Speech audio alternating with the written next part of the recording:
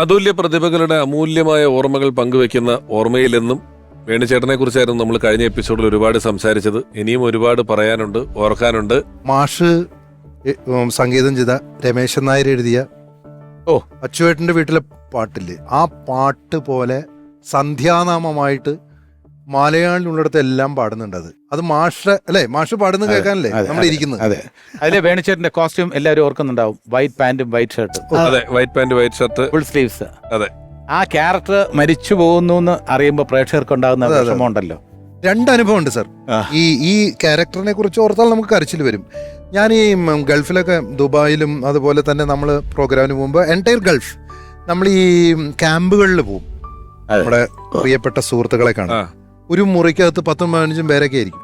അവിടെ ചെന്നിട്ട് നമ്മളിങ്ങനെ പാട്ടുകൾ പാടും. ഇപ്പോൾ ഭാസ്കർ മാഷ പാട്ട് പാടും, ദേവരായ മാഷ പാട്ട് പാടും, പലതും നർമ്മം പറയും. ഇതൊക്കെ അതിൻ്റെ ഇടയിൽ ചന്ദനം മണക്കുന്ന പൂന്തോട്ടം എന്നുള്ള ഈ പാട്ട്, ഇതൊരു 4 വരി നമ്മൾ പാടിക്കഴിഞ്ഞാൽ എൻറ്റയർ ആളുകൾ സൈലന്റ് ആവും. കാരണം എന്താ അറിയൂ, വീട് നഷ്ടപ്പെട്ടവൻ നാട്ടിലേക്ക് എത്തും. നാട്ടിലെ വീട് നഷ്ടപ്പെട്ടവർ, നാട്ടിൽ വീട് വെക്കാൻ ആഗ്രഹിക്കുന്നവർ, അങ്ങനെയുള്ള പാവപ്പെട്ടവന്റെ പാട്ടാണ് ചന്ദനം മണക്കുന്ന പൂന്തോട്ടം. എല്ലാവർക്കും ബാലേന്ദ്ര മേനോന്റെ മനോഹരമായിട്ടുള്ള ഒരു ചിത്രമാണ്, 25ാമത് ചിത്രം. അതെ, ചന്ദനം മണക്കുന്ന പൂന്തോട്ടം മാഷ് പാടുമ്പോൾ നമ്മളൊരു സന്ധ്യാനാമത്തിന്റെ അച്യുതം കേശവം രാമനാരായണം കൃഷ്ണദാമോദരം വാസുദേവം ഭജേ, നമ്മൾ ആ ഒരു ഭജനയിലേക്ക് അങ്ങ് എത്തുകയാണ്. ആയിക്കോട്ടെ മാഷ്. വേണുചേട്ടന്റെ ഓർമ്മയ്ക്ക്, രമേശ് നായർ സാറിന്റെ ഓർമ്മയ്ക്ക്. ചന്ദനം മണക്കുന്ന പൂന്തോട്ടം, ചന്ദ്രിക മെഴുകിയ മണിമുറ്റം, മരത്തമ്പിളി നിലവിളക്ക്,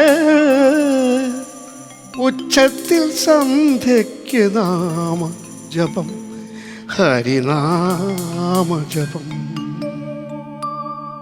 ചന്ദനം മണക്കുന്ന പൂന്തോട്ടം, ചന്ദ്രിക മെഴുകിയ മണിമുറ്റം, മരത്തമ്പിളി നിലവിളക്ക്, ഉച്ചത്തിൽ സന്ധ്യയ്ക്ക് നാമ ജപം, ഹരിനാമ ജപം. അച്യുതം കേശവം രാമനാരായണം കൃഷ്ണദാമോദരം വാസുദേവം ഭജേ. അച്യുതം കേശവം രാമനാരായണം കൃഷ്ണദാമോദരം വാസുദേവം ഭജേ. എന്തിനധികം പാട്ടുകൾ മാഷേ, അതെ, എന്തിനധികം ഇതൊക്കെ അല്ല എന്നും ജീവിക്കുന്ന പാട്ട്. അല്ല മാഷേ ഈ മാഷെ കണ്ടാൽ പാട്ട് പാടിക്കാണ്ട് നമുക്ക് വിടാൻ പറ്റില്ല. വേണുചേട്ടന്റെ ഓർമ്മയ്ക്ക് അല്ല, അതിന്റെ ഒരു ഇത്രയും വർഷങ്ങൾക്ക് ശേഷം അതിന്റെ ഭാവം ചോരാതെ സംഗീത സംവിധായകൻ പാടുമ്പോ ഒരു പ്രത്യേക ഫീൽ ഇല്ലേ? പിന്നല്ലേ സംഗീതത് ഒരു ജഗദീഷൻ ഈ പറഞ്ഞ കാര്യം ഞാനിപ്പോ മനസ്സിലാലോചിച്ചു. എന്ത് രസമാണ്. അതായത് ക്രിയേറ്റർ പാടുമ്പോഴാണ് അതിന്റെ എല്ലാം ഉപ്പും പുളിയും മധുരവും ചവർപ്പും എല്ലാം ഉണ്ടാവും. അല്ല, എല്ലാം വരാനുള്ള ഒരു കാരണം എന്താ അറിയോ? അകലങ്ങളിൽ ഇരുന്ന് ആത്മാവ് സന്തോഷിക്കുന്നുണ്ട്. അത് പറഞ്ഞപ്പോഴാണ് കിട്ടിയ സ്ഥിതിക്ക് ഞാൻ ചോദിക്കുന്നത്, ഇപ്പൊ അങ്ങനെ നമ്മള് പാട്ടിനെ പറ്റി പറഞ്ഞ സ്ഥിതിക്ക് നമ്മൾ പാദമുദ്ര ഒഴിവാക്കുന്നത്. പാദമുദ്ര മാത്രല്ല, എഴുതാപ്പുറങ്ങളും ഒഴിവാക്കില്ല, നഷ്ടസ്വരങ്ങളെ ഒഴിവാക്കാൻ പറ്റില്ല. ഇപ്പൊ നമുക്ക് ഒരു അമ്പലമില്ലാതേക്ക് ഒരു ചെറിയ നമ പാർവതീപതേ ഹര ഹര മഹാദേവ ശ്രീശങ്കരനാമ സങ്കീർത്തനം ഗോവിന്ദ ഗോവിന്ദ. അമ്പലമില്ലാതെ ആൽത്തറയിൽ വാഴും ഓങ്കാരമൂർത്തി ഓച്ചിറയിൽ, പരബ്രഹ്മമൂർത്തി ഓച്ചിറയിൽ. അമ്പലമില്ലാതെ ആൽത്തറയിൽ വാഴും ഓങ്കാരമൂർത്തി ഓച്ചിറയിൽ, പരബ്രഹ്മമൂർത്തി ഓച്ചിറയിൽ. ഒരു കാര്യം കൂടെ പറഞ്ഞിട്ട് ഈ സംഗീതത്തെ കുറിച്ചുള്ള ഡിസ്കഷൻ അവസാനിപ്പിക്കാൻ പറ്റില്ല. അല്ല, അത് വീണ്ടും കൊണ്ടുവരാം. അല്ലെങ്കിൽ ഇപ്പോഴത്തെ അത് ഇന്റർവെല്ലിനാ പറഞ്ഞു, ഇന്റർവെല്. അതായത് വേണുചേട്ടൻ ഒരുപാട് പേര് ഒരുപാട് പ്രോപ്പർട്ടി വെച്ചുകൊണ്ട് പാടിയിട്ടുണ്ട്. വേണിച്ചേട്ടൻ തോക്കും വച്ചിട്ട് ഒരു പാട്ട് പാടിയിട്ടുണ്ട്. മുക്കുറ്റി തിരുതാളി കാടും മണലും പറിച്ചു കെട്ടിത്ത, മുക്കുറ്റി തിരുതാളി കാടും മണലും പറിച്ചു കെട്ടിത്ത, പറിച്ചു കെട്ടിത്ത, കെട്ടിത്ത, തിത്ത, മുക്കുറ്റി തിരുതാളി കാടും മണലും പറിച്ചു കെട്ടിത്ത, ലം ലല്ലം ലല്ലം ലല്ലം താളം ചെറുതാലം ചെമ്പൂത്താലം ലം ലം ലം ലം ലം ലം ലം താളം പൂത്താലം ചെമ്പൂത്താലം അങ്ങനെ അക്കം പക്കം അതൊക്കെ അച്ഛൻ കൊമ്പത്ത് അമ്മവരം. അതായത് ഒരു പാട്ടിൽ ജഗദീഷണം പറഞ്ഞപ്പോഴാണ് ശ്രദ്ധിക്കുന്നത്. അതായത് ഒരു കൈ തോക്കും ഒരു കൈ ചത്തൊരണ്ടേ, ഇത് രണ്ടും വെച്ചിട്ട് ഒരു പാട്ട്. അതെ, അതാണ് ആദ്യത്തെ നായക വേഷം. മരുത്. ഞാനിത് കമലഹാസൻ സാറിന് വെച്ച. അതെ അതെ അതെ, ഭരതേട്ടൻ അന്ന് പ്ലാൻ ചെയ്തത് കമലഹാസൻ സാറിന് വേണ്ടിയാണ് പ്ലാൻ ചെയ്തത്. അതെ, അങ്ങനെയാണ് ഇദ്ദേഹത്തിന്റെ നാടക പരിചയവും ഇദ്ദേഹമായിട്ട് പരിചയപ്പെട്ട് കഴിഞ്ഞപ്പോൾ അദ്ദേഹത്തെ ഇന്റർവ്യൂ ചെന്നാണ് ഭരതേട്ടനെ. ഞാനും കേട്ടൊരു കാര്യം, ഈ പാട്ടില് കൊറിയോഗ്രാഫർ ഇല്ല, ഡാൻസ് മാഷും ഇല്ല. ക്യാമറ വെച്ചിട്ട് വേണുചേട്ടനോട് അഴിഞ്ഞ ഹൊഗനക്കല് കൊണ്ടുപോയിട്ട് ഇളകി ആടാൻ പറഞ്ഞു. അതെ, അതായത് ഇന്റർവ്യൂ ചെയ്യാൻ ചെന്നപ്പോഴാണ് അറിയുന്നത് ഇദ്ദേഹം കാവാലത്തിന്റെ അതെ നാടക സംഘത്തിലെ നടനാണെന്നും. അങ്ങനെ ഈ റോളിന് കാസ്റ്റ് ചെയ്യുകയും മരുത് മലയാളത്തിലെ ആദ്യത്തെ ന്യൂ ജനറേഷൻ സിനിമ എന്ന് പറയുന്നത് തുടങ്ങുന്ന ആരവാണ്, അതിലെ ഹീറോ. അങ്ങനെയാണല്ലോ ആ യാത്ര. പിന്നെ തകര, ചാമരം, മിന്നാമിനിയുടെ നുറുങ്ങുവെട്ടം, മർമ്മരം, ഒരിടത്തൊരു ഫയൽമാൻ, അങ്ങനെ അങ്ങ് മലയാളത്തിലെ കള്ളൻ പവിത്രൻ മറക്കാൻ പറ്റുമോ? കള്ളൻ പവിത്രൻ അത് പറഞ്ഞപ്പോഴാണ് 80കളിൽ ഒരു കാര്യം കൂടെ ജയരാജ് കൂടുതൽ പറയാൻ പറ്റും. ജയരാജ് ഈ കാരിക്കേച്ചറിന്റെ ഭാഗമായിട്ട് അവതരിപ്പിക്കുന്ന ആർട്ടിസ്റ്റ് ആയാലും കവിയായിരുന്നാലും ജയരാജിന് ഒരു ആത്മബന്ധം വേണം, എങ്കിലേ ജയരാജൻ അവതരിപ്പിക്കും.